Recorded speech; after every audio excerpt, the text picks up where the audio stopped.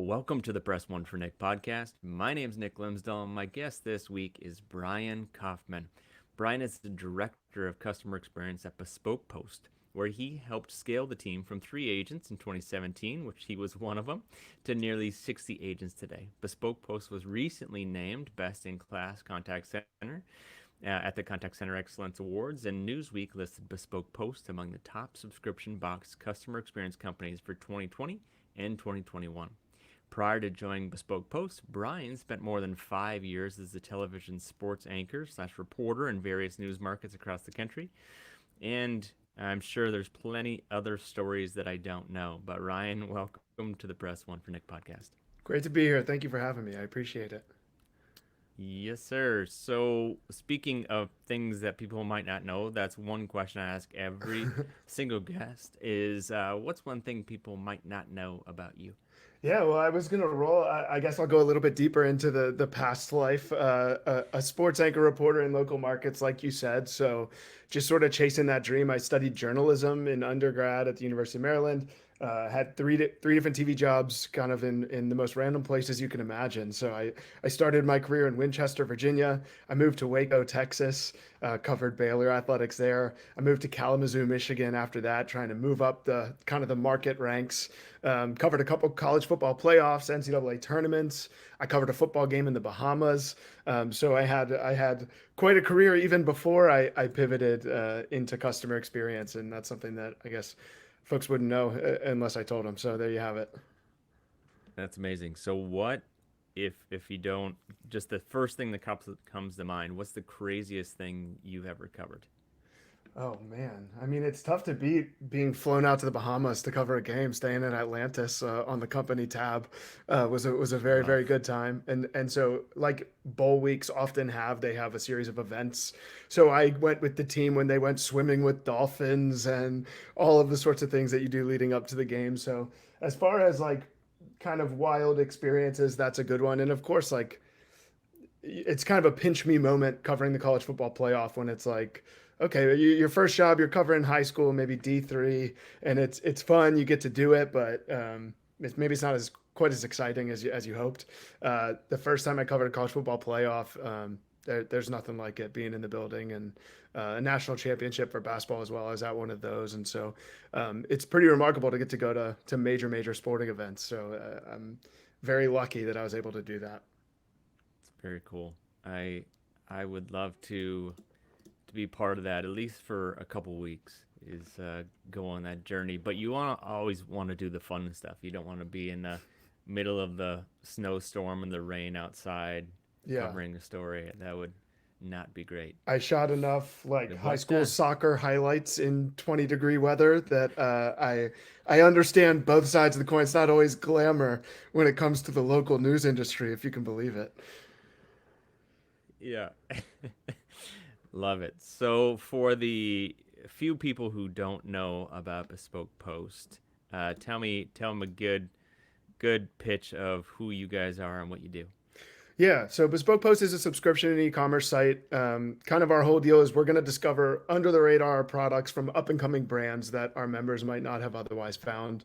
Our flagship offerings are our club membership. So we're a monthly subscription box. They're kind of all over the place now, but I think we were pretty early on the forefront of that. But you're going to find a ton of different categories: cook and barware, grooming, outdoors. We had throwing knives. I'm not sure what category that went into, but I do know it was really fun to help test out that box. But yeah, so just helping you find products you might not otherwise find, just generally trying to provide a little bit of value in our customers' lives. Yeah. So, how do you go about? You said there's these amazing knives. I actually got a box as well. I got the halfway bag. If you've nobody has ever seen one of those, it's you basically can put a suit in there. You can turn it, flip it inside out, and use it to the rest of your stuff in there as an amazing duffel bag. Coolest nunchuck bag I've ever seen.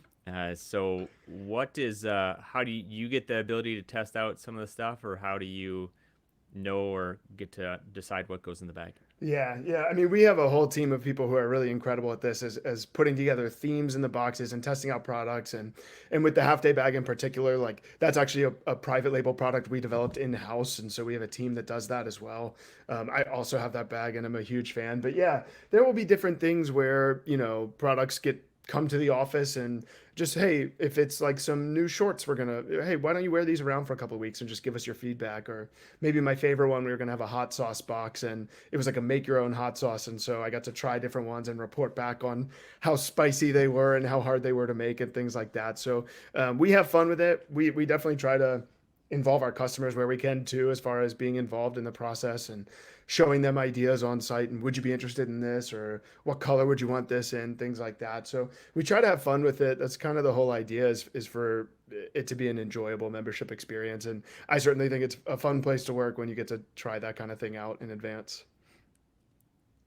It is very cool. So, how are you going through that process? Like, I know when somebody signs up for a box, they typically they sign up and go through that process, and then they fill out kind of a survey more about what they enjoy based off of maybe not throwing knives. That might not be the first thing in the line item, but how are you using that data to personalize that experience? Yeah, yeah, that's a great question. So from a buying perspective, it's like one to one. If you tell us you don't drink, we're not going to assign you a barware box, right? And so there's teams of people, business intelligence team who takes that into account and tries to bat 1,000 with box assignments each month, with giving people things, something they're going to like. So I've always found that very interesting and very impressive. From a customer experience team perspective, one of the first things I wanted to do when I moved in this leadership role is like, how can we use this information to personalize it, like you said? And so one example with that information that we get right when you sign up, right? And so like inherently we know a lot about our customers, which is a great position to be in even before you've purchased anything. So we'll pipe that information directly into our ticketing platform so that every single agent on every single interaction with a club member knows your answers to the 9, 10, 11 questions, whatever it is that you ask in onboarding. And so a lot of the types of tickets that we see, we have a really cool member base that I think enjoys being members. And so it's fun because we'll get people that just say like, help me find something. I wasn't super into the one you assigned me this month. Can you help me find something? And we don't need to, we can, if it's necessary, we can have a conversation. Hey, tell me what you're looking for. But we know right off the bat, the example that I use is like, cigars and tobacco can be hit or miss. When we have a new cigar box, it sells out like 100% of the time. There are enough members that like the idea of like, oh, this is cool. Cigars, some of the accoutrement that come with it, right? But we don't want to, so an agent may be thinking, this is the most popular box we have right now. I should absolutely recommend this. But if you've said I'm not interested in cigars, that's a huge miss if we recommend that, if we take up space in our response to send that. So with that data in particular, that's the main way we use it, and I think it's been really impactful because you could also get somebody wanting to cancel their subscription, and our agents know a month out what's coming next month. And what better win back strategy could there be than, Nick, you told me you like to cook at home. We have a cast iron skillet and everything you need to make brunch in your own kitchen coming out in 10 days. Why don't you give us a shot, see what you think? You can return it if you don't like it and cancel then. And so we see a lot of great success just by that little bit of personalization. It seems kind of obvious, but it's making sure the agents are using it too. And so we work really hard to do that. So I think it's so interesting because it's not just the mindset of building a box, but it's truly understanding that person to deliver on what they want. And just in general in customer service, it's how do I feel known and valued. There's a guy that I interviewed, John DeJulius, and he uses the acronym FORD, and it's what is I'm going to write down inside my ticketing system, what is the family, what mindset, what's their occupation, what's their recreation, and what are their dreams. Because if I can understand truly that human being from that perspective, then I can deliver on that personalized experience or even bring it up on that next conversation. So I like how you guys are consistently trying to find ways to incorporate, listen, and then act based off of that focus. So Yeah, kudos to you yeah, guys. exactly right. And I think it's like also kind of always evolving and knowing where we could improve and what we could do, right? Because like I'll be the first to tell you there's data out there that we're not using. And so I mentioned it a little bit earlier, but having customers involved in kind of the box creation process as much as we can. We have this relatively new module called Field Research on site, and it's exactly that. If you're logged in as a club member, you could, I mean, I have, so I know this, you could aimlessly answer questions for like 30 minutes. It's just like, hey, if we came out with a facial cleansing device box, would you buy it? Right. And so they're saying yes or no right there. And so, again, the box buying team, one to one, if you say yes, I would be interested in this, the moment we release it, you're going to get assigned that box because that what better purchase indicator than saying I would buy this. Um, but for my team, again, they know when that's coming. So, but right now they're not being piped that information. So that's kind of next on my list of being able to personalize information we have. Hey Nick, sorry that your box is a little delayed. Sorry you had to reach out. Here's the tracking. It just went out. By the way, that facial cleansing device is coming out next month. Keep an eye out. I'll make sure I put it in your cart on the first of the month for you, right? And so um, it's it has the opportunity to be a pretty seamless experience. And so I'm excited about what we can do, kind of in addition to what we're already doing too. I love it. Is there, you mentioned earlier about how it's a club, but has that mindset always been there where it's been a club? I think we talked about how it you had a shift from the customer to the club mindset. Maybe talk through that. Yeah, definitely. There's kind of a few things there. I think personalizing all these interactions is one, right? And we've hit on that a bit. And what data do you have and how can you use it? I think the second thing is agent buy-in, and like that's something that every CX leader is thinking about and dealing with. So I'm going to almost skip over that one. But really, all these things that you're trying to do, they're not going to come across well if the agents don't feel connected to the brand and don't feel. So there's things we do to kind of get their buy-in.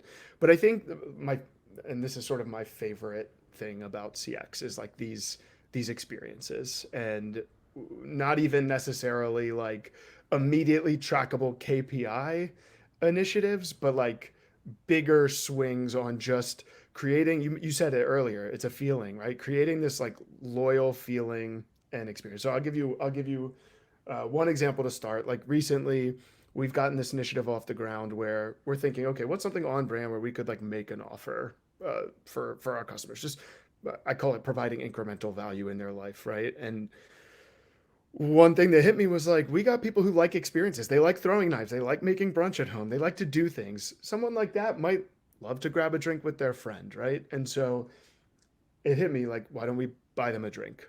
And so this initiative that we got off the ground was, and it's brand new, but basically we sent an email to a subsegment of subscribers in a certain city.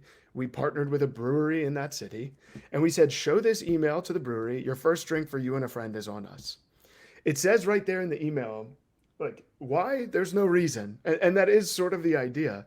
Long term, right? Lifetime value, yes, would love to see it go up. Would love to see them remain a subscriber and purchase on a more ongoing basis.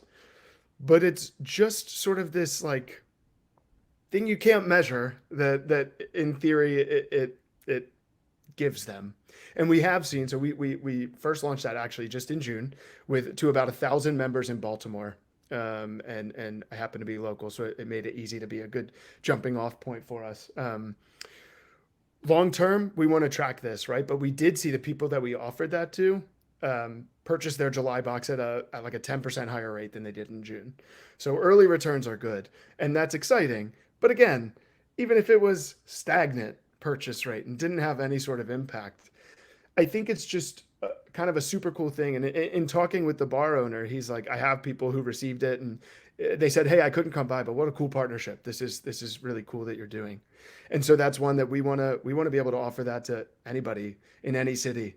And right when we're done recording this, I'm going to get back to calling up as many bars as I can, trying to expand that nationwide. And so it's those sorts of things where I don't want you to feel like we're just someone trying to sell you stuff. And that is sort of how I describe this. You called it a shift from customer to club member. I'm part of this club at Bespoke Post, and it's just a good thing in my life that I have going on. Sure, we get you the duffel bag. It makes traveling easier. You look cool going through the airport. That's great. But also just, hey, they're thinking of me, right? And they have insight into what I like and what I might enjoy doing, and they're providing that incremental value. And so that will be an forever ongoing thing, creating this shift and new initiatives and thinking through it. But it's a super exciting time to be in our org because from the top down at our company, they buy into the fact that this has value, and I don't think that's always the case. So I'm very lucky in that sense. I'm very excited about some of the things we'll continue to do. Yeah, I enjoy that as well because it's not just you selling a product or service or delivering the best experience possible from that interaction online, from a digital experience back to when they open that and it's a great experience opening the boxes and seeing what they have and what they don't have. But it's now saying, I'm going to push this into their local community, partner with their local bars or restaurants or axe throwing or whatever that is, and you're now educating and building the brand, but it's not because you're saying, I know that this is going to build and increase my increment to 10% of that next month. Maybe it is, but it's now more and more people will be aware of it. Oh, well, tell me more about. I saw that we're partnering with them, but tell me more about Bespoke Post. And now that word of mouth is getting out, maybe they do a selfie or something at the bar. There's a ton of other things. Maybe you can even build a community, like you said in Baltimore, where there's these 300 people that meet one time for that one free drink, but now they're building a relationship because they're like, oh, you like Bespoke Post? And man, my favorite half day bag is this, or I love the throwing knives, or I like the glasses that showed up for bourbon. And you're now building a relationship. When you build those relationships, it's is now lasting longer because that loyalty, they become more loyal to you because of the relationships that they built along the way. So that was just an example, but I think it's cool that you guys are not just focused on the product or service that you're selling. Yeah, and I think like one part that is important to me is that we're partnering local and small too, right? Because that's what our company does from a product perspective. But I was talking about this with somebody, another CX leader recently, and they're like, "How'd you get this off the ground? Did you look into doing it like with a national chain?" Would that be easier for me? Yeah, if I could get a bar that's in every city we have members to be like, "Yep, here's a promo code, everybody everywhere can do it." Yes, it would be much easier. But that doesn't really align with what we're going for. And so this brewery in Baltimore, just to go back to that specific example, like it's locally owned and operated. It's only opened in the last year. They're also trying to get off the ground.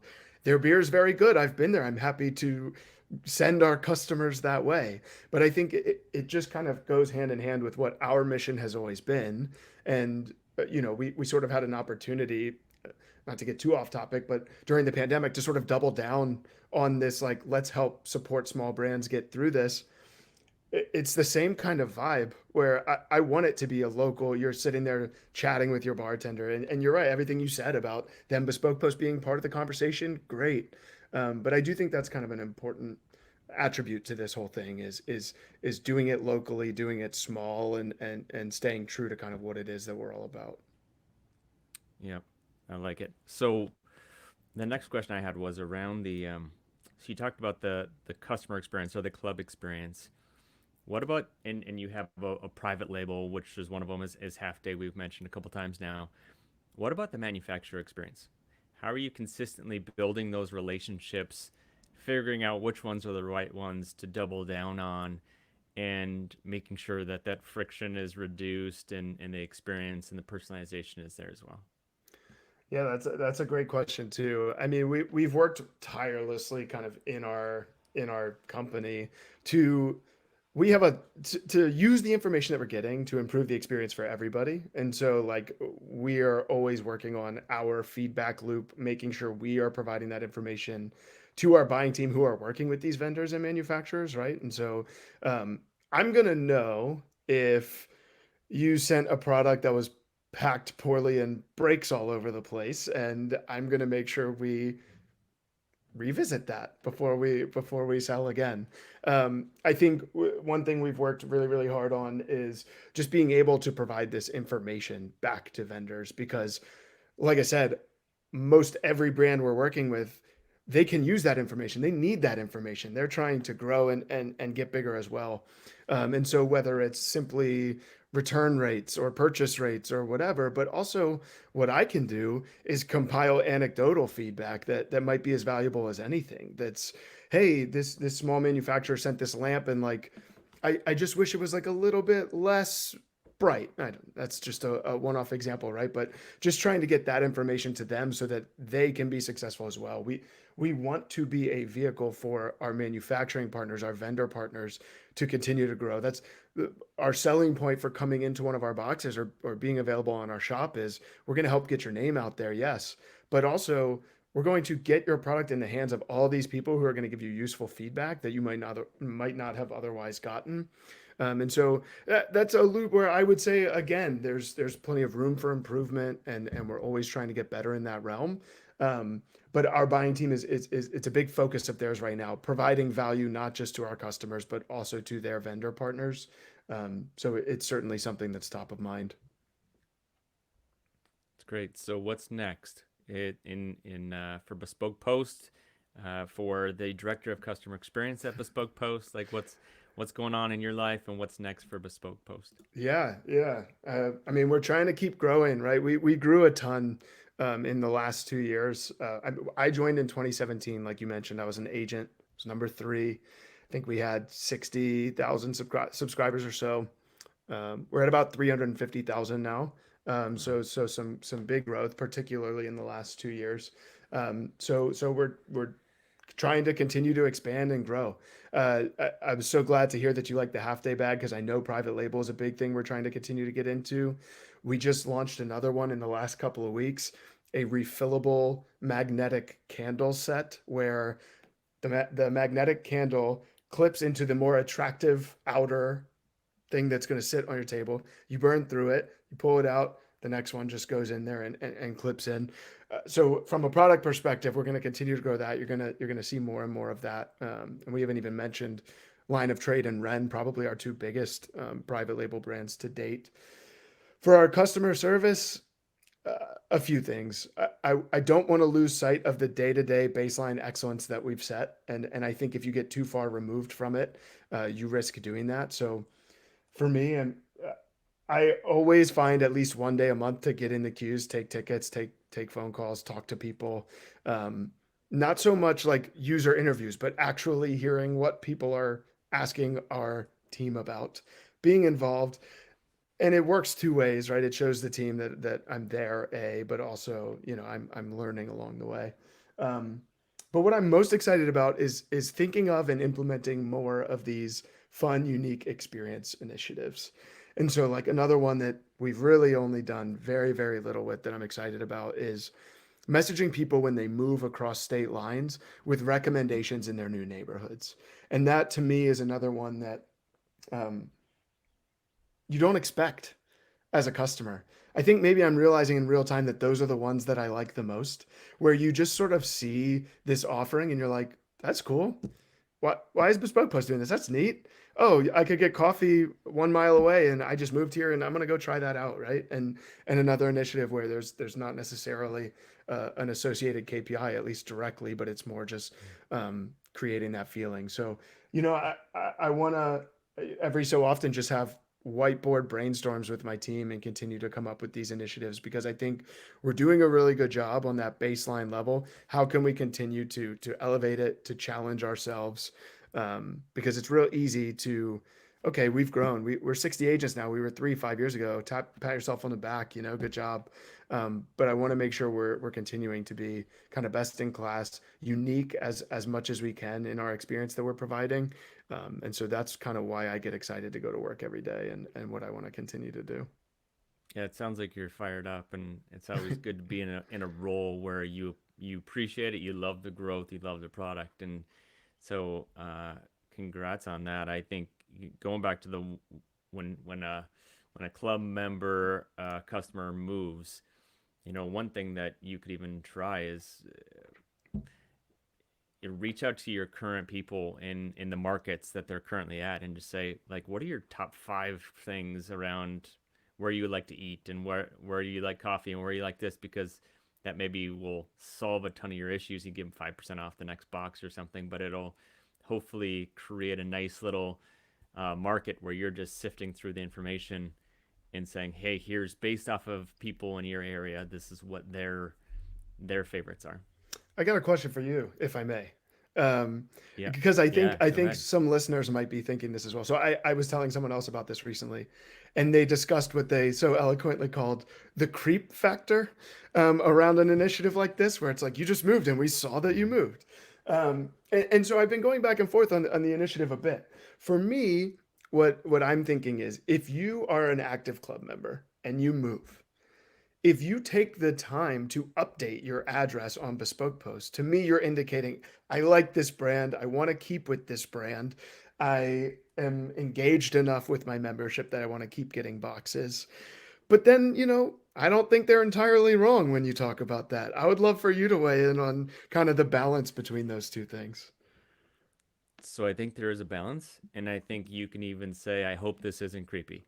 Yeah, there you go. I did notice that, like, address it up front and say, I did notice that you changed your address. Thank you so much for doing that.